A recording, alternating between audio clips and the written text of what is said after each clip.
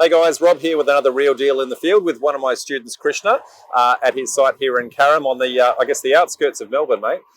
Beautiful spot right near the beach. Now, you've picked up a deal off someone else also doing development. So give us a little bit about the backstory about the work that this guy's doing and how you actually identified an opportunity that others might not have seen. Thanks, Rob.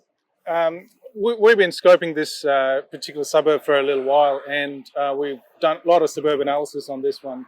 And through our network, we found this particular location where this vendor that's building at the moment, he owned the entire lot, but he was only building half of it, and he wanted to sell the rest of it, but off market. It wasn't on the market. So through our network of the agents, we were able to pick it up pretty quickly. Decision was made in a matter of a few days, and we didn't let it go away from us. So he's basically doing a 1:2 subdivision to carve off the back half of his yard, and you saw the opportunity to take that second piece of land and then put a duplex on that, and literally spitting distance to the beach. Yeah. Like if we kind of sneak a look through the edges there, you can see the water right there. So absolutely cracking location, mate. Tell us a little bit more about what's happening in the area, location-wise. What are we adjacent to? The location is really fantastic. You've got the Carrum station right opposite to us, about 20 to 30 meters behind us. And on about 30 meters from the other side, you've got the beach. Carrum Beach is rated one of the top 10 beaches around in Australia. It's got beautiful white sand beaches. And there's really not much beachfront houses. Another, let's say 500 meters down the road, and it all sort of stops until you get to Frankston. So location was great. It's really close to Aldi, the shopping, the village, Carrum Village here. So, location-wise, we're pretty lucky to get this site.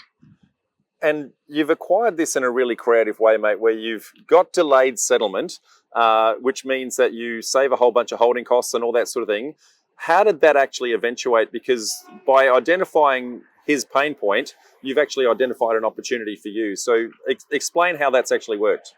I think we were always looking for something that had a delayed settlement on it. So we were able to have a negotiation with the vendor directly, sit down for a coffee, and understand what their needs are, and they wanted certainty in the sale, and you talk about that all the time. So we've given them certainty and said there weren't many clauses in our contract. We just wanted to know that we can do what we wanted to do, and they were okay with that.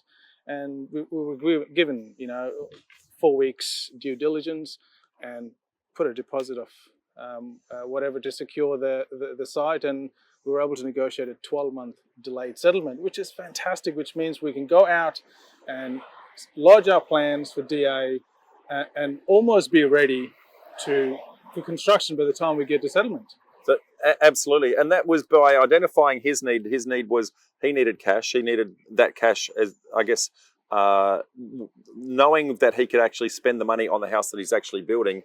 He just needed to know that cash was coming. Yeah. Right. In the meantime, by giving him that certainty, you've managed to get the market uplift that's happening over that 12-month extended period. And by the time you actually get this out of the ground, you'll have picked up all of that market uplift as well at the same time. So, mate, it's a cracking opportunity. Thank you. So timeline to completion and projected profits at the end of it. Timelines for completion would be May to July 2023. And we're expecting anywhere between 500 to 600 projected profit from this particular project. So that's from the manufactured profit. Then there's the cream that might come from the market uplift that's actually happening as well. So we always try to make sure that we manufacture our profit in. We're not relying on the market actually doing its thing. So, mate, there's a cracking payday coming at the end of this. I can't wait personally to see the finished product and the real deal. What is one parting message or one parting lesson that you'd like to give our community, mate, as to how to get onto deals like this? I think the lesson would be to put in the effort of speaking to the agents and networking. And when you do get a deal, approach the deal with that you want to make this happen, but have some caveats to get out of it. But don't overcomplicate it with too many roadblocks for people to make a decision to go with you, or for you to make a decision to get into the deal.